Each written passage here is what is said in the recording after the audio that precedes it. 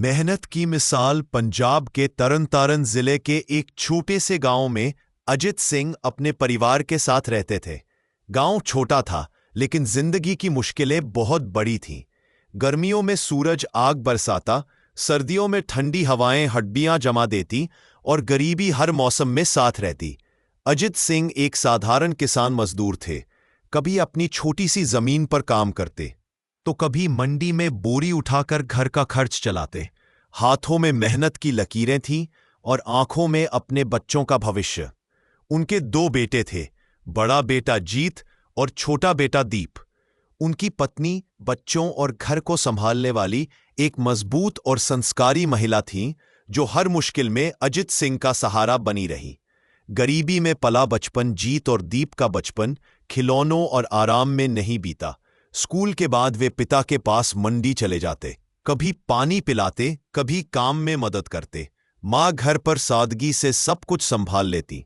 रात को जब परिवार एक साथ बैठकर रोटी खाता, अजित सिंह अक्सर कहते, बेटा हम गरीब हैं लेकिन कमजोर नहीं, मेहनत से बड़ा कोई धर्म नहीं होता। वही बातें बच्चों के दिल में बस गईं। 2 रास्ते, एक सपना। समय बीतता गया, दोनों बच्चे बड़े हुए।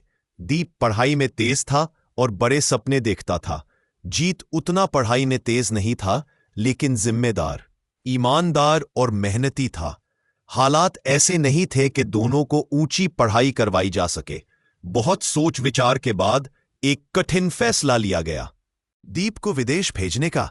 इसके लिए अजित सिंह ने अपनी जमीन का एक हिस्सा गिरवी रख दिया। गांव वालों ने मना किया, लेकिन अजित सिंह ने कहा, अगर बच्चों के लिए जोखिम ना लिया तो पिता कहलाने का क्या हक।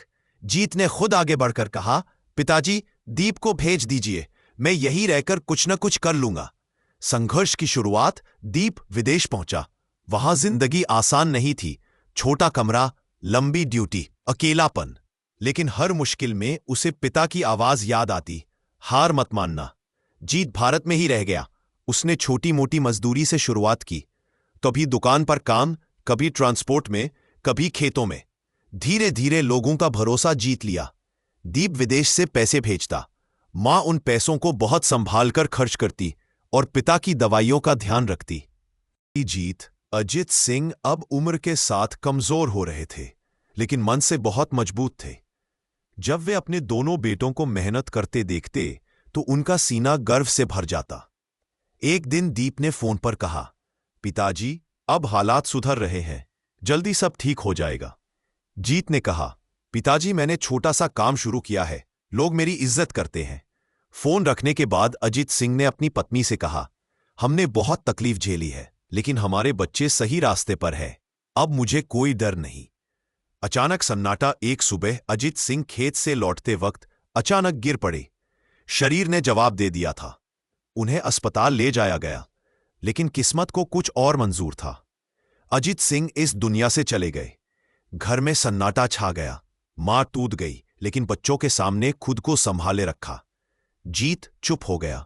दीप को जब विदेश में खबर मिली तो वह वहीं बैठकर रो पड़ा और तुरंत भारत लौट आया। अंत नहीं, शुरुआत। पिता की अंतिम यात्रा में पूरा गांव शामिल हुआ। हर किसी की जुबान पर एक ही बात थी, अजित सिंह जैसा मेहनती और ईमानदार आदमी हमने नहीं देखा। चिता के सामने खड़े होकर दीप ने कहा, पिताजी हम आपकी मेहनत को कभी मरने नहीं देंगे। जीत ने मां का हाथ पकड़कर कहा, अब हम आपकी ताकत बनेंगे।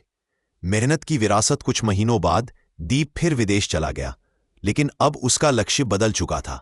वह सिर्फ अपने लिए नहीं, बल्कि गांव और परिवार के लिए भी कुछ करना चाहता था। जीत ने अपने काम को आगे बढ़ाया और गांव के युवाओं को साथ लेकर रोजगार देना शुरू किया।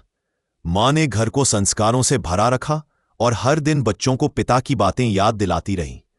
दोनों भाइयों ने मिलकर पिता के नाम पर एक छोटा सा प्रयास शुरू किया, अजित सिंह मेहनत सेवा, जिसका उद्देश्य गरीब बच्चों की पढ़ाई में मदद करना था।